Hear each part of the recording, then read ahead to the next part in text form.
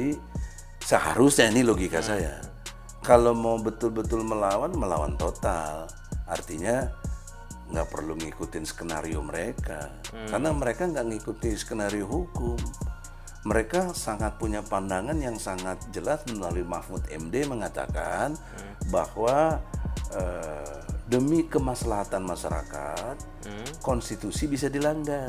Jadi secara ilmu hukum tidak bermaksud tidak menghormati, tapi ilmu hukum saya mengatakan sejak reformasi muncul Presiden SBY sebagai bentuk reformasi, sekarang dilanjutkan oleh Jokowi masing-masing 2 periode, ini batal demi hukum. Batal demi hukum. Kenapa? Bertentangan dengan Pancasila.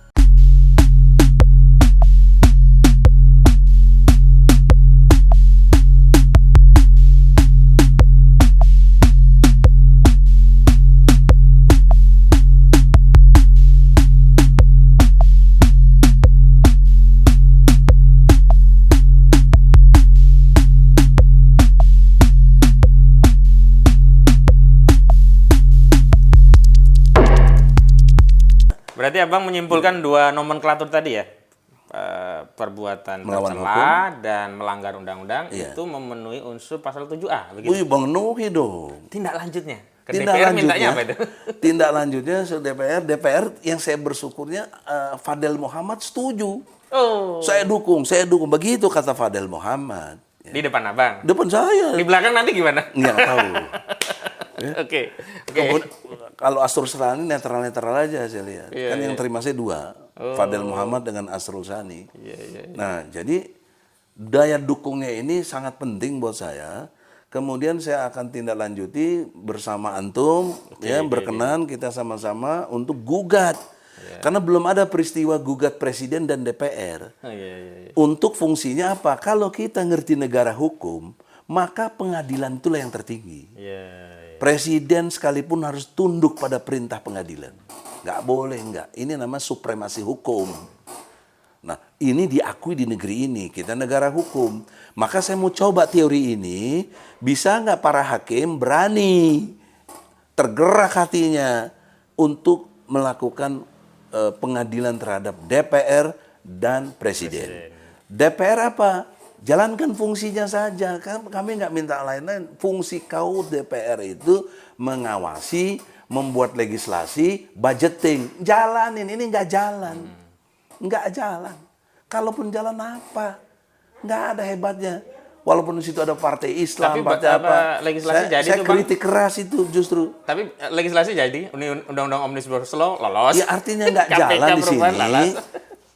Proses legislasinya menurut kemauan pemerintah saja, yang dia nggak ada. Menyerap aspirasi rakyat begitu ya. Kan ada di pasal 20, 21 UUD 45 bahwa kalau DPR yang menginisiasi muat undang-undang, Presiden cuma menyetujui. Ini nggak ada. Mana yang dari DPR? Gitu loh. Itu persoalan seriusnya. Kemudian presidennya tadi melanggar hukum dan perbuatan tercela. Ini tercela sekali. Orang munafik itu tercela itu. Dengan konfigurasi partai politik hari ini, kira-kira naik nggak ini ke MK kira-kira, Bang? Asumsi pahitnya kita mungkin nggak didengar, tetapi kita jangan pesimis karena Allah itu Maha Kuasa, bisa kasih hidayah, yang membolak-balikan hati, ya muqallibal qulub. Ya kita berharap adalah yang hatinya dibalikan oleh Allah ke jalan yang benar. Istighfar, taubat, mau memperjuangkan. Dan kita juga berharap Jokowinya sendiri taubat. Taubatnya Jokowi bagaimana? Menginsyafi dengan mengundurkan diri atau bagaimana? Taubatnya Jokowi, 1, kembali ke Undang-Undang Dasar 45 yang asli, dan menegakkan hukum Allah.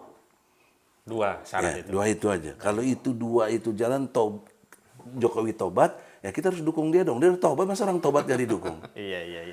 Baik, jadi tidak ada kebencian di sini. Prinsipnya Bang Egy nggak benci, tetapi ingin meluruskan kembali sesuai dengan landasan konstitusi yang memang Fandung Fadil kita sudah membuat itu, dan kita semua juga sepakat bahwa negara ini negara hukum. Apa yang beliau tempuh juga nanti adalah proses yang juga mengikuti prosedur hukum. Ini isu yang terakhir Bang yang menarik. HRS, Habib Rizik Syihab. Itu politik atau penegakan hukum? Politik lah, saya udah berkali bilang politik. Maka tidak bermaksud mengajari Habib Rizik ya. Segi umur saya lebih tua ya. Habib Rizik juga hormat dengan saya, panggil saya abang dia. Best, kata best itu dari dia, Bang Egy Sujana. Itu saya ingat sekali di Mekah tuh dia bilang, best, Bang Egy Sujana. Oh, best is the best kata dia gitu. Tanya Damai Lubis lah, tahu itu. Nah, sering dikutip. Jadi dalam konteks itu saya melihat Habib ini santun. Habib ini mau mengikuti prosedur yang baik. Tetapi dia tidak menyadari atau dia nggak tahu atau dia pura-pura tidak tahu. Bahwa ini nggak bisa dihadapi dengan kesantunan. Ini rejim jahat, zolim. Kan tadi saya sudah bilang diskriminatif. Kezolimannya itu kan sudah amat sangat kentara. Waktu masalah chatting seks atau porno. Yang Firdausen itu ya. Kan saya lawyernya. Saya tahu persis bahwa bagaimana dalam pengertian yang dilakukan yang ada ini, dia dikriminalisasi gitu. Kan itu ya yang terjadi sepanjang saya tahu. Kalau di belakang yang saya tahu nggak tahu juga kan. Tapi logika hukum itu harus menjadi ukuran. Misalnya begini, jangankan jadi tersangka, saksi aja nggak bisa. Kenapa? Karena seluruh organ tubuhnya yang berkaitan dengan panca indera dia nggak terlibat, dia tidak mengetahui, dia tidak lihat, dia tidak merasakan, dia tidak mendengar, ya. Padahal itu kan definisi saksi kan itu. Itu definisi, makanya logika saya tadi secara ilmu hukum, jadi saksi aja tidak nggak layak pantas, sebenarnya. apalagi jadi tersangka. Motif gitu. Di balik kasus ini kira-kira apa? Oleh karena itu, kalau bicara motif banyak ya dan tidak terduga, apalagi hati orang kan. Tapi kita bicara motif umum saja. Bahwa hadirnya Habib Rizik mengganggu gitu. Oh, mengganggu penguasa begitu ya. Lebih dari mengganggu, karena Habib ingin melakukan satu perubahan yang disebut revolusi. Ini belum ada kata-kata tambahan akhlak ya. Ya, sebelumnya ya. Iya, saya kan juga ke Mekah, jumpa dengan beliau di rumahnya segala macam ya di Mekah itu. Itu revolusinya sangat terukur, jelas gitu loh. Bagaimana terjadinya perubahan yang mendasar. Ya, terjadinya pergantian kekuasaan. Ya. Kemudian juga terjadinya satu perubahan partai politik yang nggak benar ini harus dibubarkan misalnya. Itu kan jelas revolusinya yang itu yang dianggap mengganggu. Iya, sangat jelas lah. Sangat jelas. Karena itu mendegradasi kan. Mendegradasi. Nah, oleh karena itu motif politiknya secara umum nggak bisa ditebak yang lain kecuali itu. Kalau yang lain-lain mah sumir lah atau susah kita jadi menduga-duga. Maka poin pentingnya adalah Habib Riziknya sendiri seharusnya, ini logika saya. Kalau mau betul-betul melawan total. Artinya nggak perlu ngikutin skenario mereka. Karena mereka nggak ngikuti skenario hukum. Mereka sangat punya pandangan yang sangat jelas melalui Mahfud MD mengatakan bahwa demi kemaslahatan masyarakat, konstitusi bisa dilanggar. Kan begitu Mahfud MD. Jadi dia nggak peduli lagi, orang udah kayak begini kok dianggap santun lagi, gimana? Nggak bisa. Tapi masuk akal sih, karena begini, saat isu HTI dicabut BHP-nya, sebelumnya kan tidak mencukupi normanya. Akhirnya bikin saja norma baru dengan Perpu untuk melegalisasi niatnya. Tapi itu kan jahat. Ya, itu maksud saya tidak berarti intelektual. Konstitusi bisa dilanggar dong. Iya, itu satu contoh yang sangat jelas. Nah, bagaimana menghadapi orang kayak begitu? Kok santun? Ya lawanlah.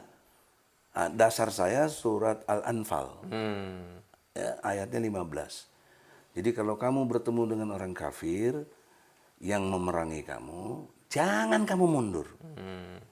Jangan kamu berbalik ke belakang. Haram berarti. Nah, kita udah terang-terangan begini kok mundur. Bahkan sudah dibunuh kok mundur. Masuk ke logika terakhir tentang syariat Islam nih Bang. Saya kenal Abang juga kan dulu diburu rezim juga. Dan bahkan mahasiswa pun membela syariat Islam dengan tetap kekeh tidak mau mengambil dasar selain Islam. Ya. Dan saya tahu, kita Ajas semua tunggal tahu, dulu. ya astung lah dulu. Sekarang pun sebenarnya astung dalam bentuk yang lain sih, Bang. Iya. Nah, menurut Abang bagaimana seharusnya umat Islam ini dengan syariat Islamnya? Begini, umat itu yang dipimpin. Yang harus sadar lebih awal para pemimpinnya. Pemimpin partai politik, pemimpin negara, presiden, menteri, DPR, semua. Ini tingkat kesadarannya lemah. Bahkan payah, bahkan zero menurut saya. Tidak memahami dengan baik antara konstitusi dan ayat suci. Nah, saya ingin terangkan dengan sangat jelas bahwa peluang tegaknya syariat Islam itu di Indonesia amat sangat mungkin dan sangat bisa dilaksanakan dalam waktu yang singkat dan cepat. Bagaimana memahaminya? Konstitusi yang kita sudah sepakati namanya Pancasila dan Undang-Undang Dasar 45. Dia merupakan nilai tertinggi kesepakatan bangsa. Nah, kesepakatan ini nggak boleh dikhianati. Nah, tetapi sudah 75 tahun kita merdeka. Sudah 7 kali ganti presiden. Amandemen 4 kali. Amandemen 4 kali. Ini pengkhianatan kepada Pancasila dan Undang-Undang 45. Apa paling penting utama pengkhianatannya? Sila keempat. Kerakyatan yang dipimpin oleh hikmah kebijaksanaan dalam permusyawaratan perwakilan. Faktanya apa? Kok ada pilpres? Kok ada pilkada? Kok ada pilkades? Musyawarah mufakatnya mana? Perwakilannya mana? Bagaimana Indonesia mau dipimpin dengan hikmah? Hasil pemilu yang acak-adut dan transaksional. Wanipiro. Gitu loh. Termasuk ke KPU-nya juga. Kan bukti ada si Setiawan tuh. 400 juta aja ditimpe apalagi waktu pilpres. Dan Triliunan Ari Budiman pun dipecat dia dari ya KPU. dipecat juga. Itu kan bukti nyata yang sangat jelas bahwa pertentangannya dengan Pancasila. Sila keempat gak jalan. Jadi secara ilmu hukum tidak bermaksud tidak menghormati, tapi ilmu hukum saya mengatakan sejak reformasi muncul Presiden SBY sebagai bentuk reformasi, sekarang dilanjutkan oleh Jokowi masing-masing 2 periode, ini batal demi hukum. Batal demi hukum. Kenapa? Bertentangan dengan Pancasila. Coba siapa yang mau bantah? Saya. Itu pengkhianatan yang sangat jelas di depan mata dan kita mengiyakan itu, herannya saya. Pimpinan-pimpinan partai mengiyakan. Bukan kita, mereka aja kali. Ya mereka. Masa kita? Ya maka kalau kita melawan ini, memberitahu, mereka aja kali. Menyadarkan bahwa ini keliru, maka kembalilah ke Undang-Undang Dasar 45 yang asli ini gitu loh. Itu satu poin penting. Kemudian poin keduanya adalah dasar negara Republik Indonesia menurut pasal 29 ayat 1 UUD 45 mengatakan dengan amat sangat jelas negara Republik Indonesia berdasar kepada ketuhanan yang Maha Esa. Siapa Tuhan yang Maha Esa? Lihat mukadimah alinea ketiga. Berkat rahmat Allah dinyatakan kemerdekaan bangsa Indonesia. Menurut ilmu hukum, batang tubuh dengan mukadimah nggak boleh bertentangan. Harus filosofisnya senafas. Maka yang dimaksud Tuhan Maha Esa dalam Undang-Undang Dasar 45 itu pasal 29 ayat 1 adalah namanya Allah. Nah Allah punya hukum namanya hukum Islam. Syariat Islam ya. Nah, siapa yang harus berlakukan? Presiden. Di mana? Perintahnya pasal 5 ayat 1 UUD 45. Jungto pasal 20. Jungto pasal 21 UUD 45. Presiden dan DPR yang berhak membuat hukum dan menegakkan hukum itu sendiri dalam perspektif penegakan hukum. Pertanyaan seriusnya, apabila presiden dan DPR iman Islamnya tidak kuat, tidak tinggi, tidak bisa dibanggakan, lahir nggak hukum Islam? Tidak. Berat. Logika terbaliknya, apabila nanti Allah takdirkan kita bisa mimpin negeri ini dengan iman Islam yang kuat, ketakwaan yang kuat, komitmen tegakkan hukum Islam, bisa nggak hukum Islam tegak? Sangat bisa. Bertentangan nggak dengan Pancasila dan tidak bertentangan dengan Undang-Undang 45 dan 45, tidak ada pertentangannya. Di mana pertentangannya? Mari kita debat ilmu hukum. Ya, siapapun yang sok-sok jago ATN lah. Saya nggak merasa sok jago, tapi saya pahaminya begini. Ya. Kalau saya keliru di mana kelirunya? Kadang-kadang beda bukan karena satu keliru, memang beda pandangan. Dan itulah yang kemudian menarik kita berdiskusi di sini. Gini, kalau salah paham masih enak bisa berdiskusi. Tapi kalau pahamnya yang salah. Pahamnya yang salah gimana? Kalau pahamnya yang salah, nanti dia teriak aku Pancasila, dia yang korupsi bansos. Iya, aku Pancasila, dia korupsi EKTP. Itu pahamnya yang salah. Itu paham salah banget itu. Mestinya diperiksa lebih jauh. Bansos itu yang korupsi siapa? Menteri Sosial. Menteri siapa yang dari partai siapa? Dari partai apa? PDIP. Iya, harusnya diperiksa semua itu ke sana. PI saja rekeningnya semua diblokir ya. Harusnya semua rekening petinggi PDIP. Itu diskriminatif lagi. Diskriminatif. Pelanggaran undang-undang lagi. Siapa? Presiden. Nah, kenapa dia tidak diingatkan? Jadi sangat konspirasinya sangat jelas ya. Closing yang harus kita sama-sama mengerti, penegakan hukum Islam adalah konstitusional. Gitu. Sesuai dengan Pancasila dan Undang-Undang Dasar 45. Ini dulu kita. Sampai sini dulu, jangan berdebat dulu ke yang lain-lain. Ini dulu fokus. Kalau ini sampai, brother, insya Allah ya, kedepannya kita mau bagaimana itu soal kemudian. Tapi sekarang ini kita tidak dituduh macam-macam, kita tidak dituduh mau bukannya dituduh, saya dengar abang udah pernah nyantri itu. Oh iya. Ya 2019 saya padahal bela Prabowo banget itu untuk tentang ngomong people power saja kok di penjara. Padahal kan people power waktu 2014 Jokowi sendiri yang ngomong people power. Waktu ngelawan SBY karena dianggap susah pakai people power. Karena ketika saya ngomong people saya di penjara, gimana? Nah, itu juga diskriminatif lagi. Tapi sudahlah, kita nggak boleh dendam, kita nggak boleh apa. Something of the past itu sudah selesai. Sudah selesai, makanya saya tetap hormat dengan Jokowi, tetap hormat dengan Prabowo, ya, walaupun banyak orang yang meng-underestimate-kannya, tapi saya tetap hormat. Tapi tolong kalian yang lagi mimpin sekarang jangan belagu, jangan sombong, jangan kayak bala tentaranya Firaun. Dan terakhir saya masih ingat, tahu konsep tahu diri. Ya, itu yang terngiang-ngiang. Tahu dirinya gini, dalam perspektif Islam, you nanti akan dimintai tanggung jawab oleh Allah. Karena akan menjadi neraka paling bawah kalau you tidak adil, you tidak zolim, ya, dan membuat suatu kerusakan-kerusakan seperti Firaun. Tapi sebaiknya Anda itulah punya peluang surga paling tinggi karena pemimpin yang adil. Jadi saya ingatkan itu, mumpung di bulan Ramadan nih, dakwah dikit-dikit lah.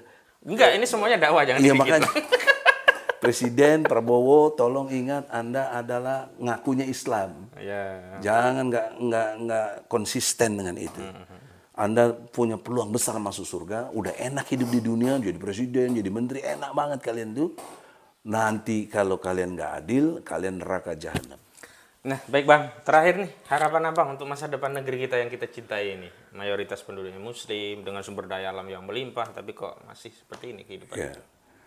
Saya melihat problemnya di persepsi. Kedua di kesadaran, ketiga di pentaatan. Ini satu kesatuan nih. Persepsi kita dalam berbangsa dan bernegara tidak clear. Tadi soal Pancasila aja nggak clear gitu. Kerakyatan yang dipimpin oleh hikmah kebijaksanaan dalam lain. Tapi praktiknya lain. Itu kan kekeliruan persepsi yang dasar. Kesadarannya juga jadi beda dan pentaatannya jadi beda. Nah, oleh karena itu harapan saya, terutama anak didik yang mulai tumbuh, ya. Kalau yang udah tua-tua ini udah bangkotan susah juga lah ya. Tapi ini kan ke depan ini, the future. Ya, kita berharap jangan terkontaminasi dengan pikiran-pikiran sesat. Pikiran yang clear, persepsi yang benar adalah hidayah dari Allah. Apa itu hidayah dari Allah? Dua, Al-Quran dan Sunnah Nabi. Ini persepsi yang harus kita bangun buat bangsa. Karena mayoritas ini bangsa ini agamanya Islam. Anda mau pakai teori demokrasi apapun, mayoritas harus menentukan. Bukan seperti sekarang, minoritas malah menentukan. Nah, jadi persepsi ini harus dikembalikan bahwa Al-Quran dan Sunnah Nabi tidak menjadi pandangan hidup. Implementasinya lewat Pancasila. Pancasila tanpa ajaran Islam nggak bisa jalan, kering. Bagaimana menjalankan ketuhanan yang Maha Esa? Bagaimana menjalankan keadilan sosial bagi seluruh rakyat Indonesia? Nggak bisa. Tanpa ajaran Islam itu nggak bisa. Ya. Jadi jangan justru dibenturkan Pancasila dan Islam. Juga jangan Anda merasa Pancasila saja, Islam nggak bisa. Saya kasih Pancasila gitu nggak boleh ya? Nggak bisa lah. Saya kasih contoh misalnya, sederhana saja. Bagaimana orang yang sholat Pancasila atau tidak? Nggak bisa dijawab oleh Pancasila. Nggak bisa. Kalau dijawab nggak Pancasila, ya bagaimana yang non-Muslim? Iya benar. Nah, gitu loh. Logika perkawinan juga. Tanya sama Pancasila, bisa nggak kawin antar agama? Nggak bisa jawab, Pancasila nggak bisa jawab. Mesti dijawab oleh agama Islam. Itu persepsi itu dalam memimpin bangsa. Jadi oleh karena itu persepsi, kesadaran dan pentaatan itu dimulai dari hidayah yang Allah berikan yang sudah ada. Jadi jangan lagi minta-minta hidayah, sudah ada. Yaitu Quran dan Sunnah. Ini kan hidayah, ini petunjuk, furqan bahkan, pembeda. Tapi kita nggak mau ambil. Kita abaikan Quran itu. Mana Quran diajarkan? Enggak. Ya, padahal 73% rakyat Indonesia tidak bisa baca Quran. 75% tidak sholat. Ya. Nah oleh karena itu, dalam perspektif ini, kalau andai kata ya atau Jokowi presiden, Prabowo menteri dan lain-lain yang terkait, menteri pendidikan malah blunder bikin kebijakan-kebijakan yang bertentangan dengan Pancasila itu sendiri, otomatis bertentangan dengan ajaran Islam karena isi Pancasila itu Islam. Dan sejarahnya juga begitu. Tentang ketuhanan Maha Esa, ini bedanya Pancasila 1 Juni 1945 dengan Pancasila 18 Agustus 45. Itu di konsep ketuhanan.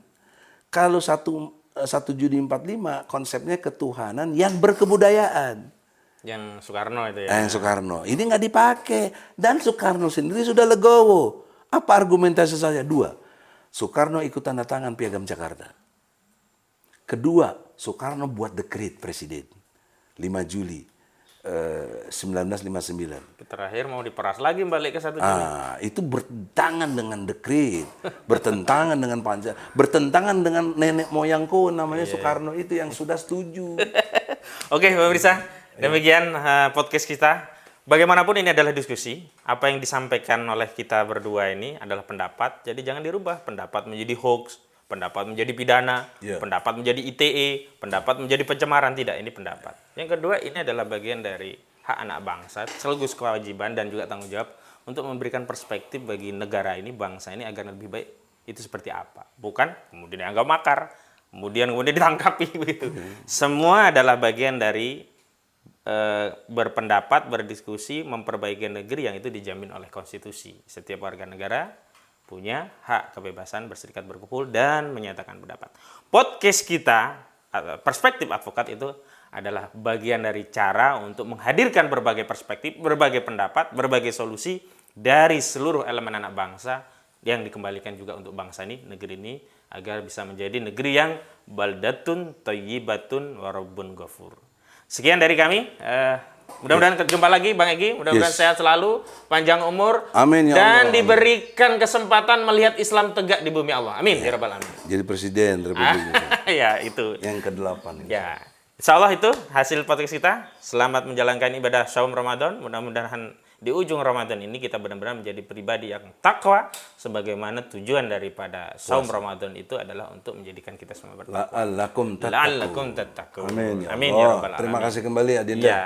Baik, segitu saja. Assalamualaikum warahmatullahi wabarakatuh. Waalaikumsalam.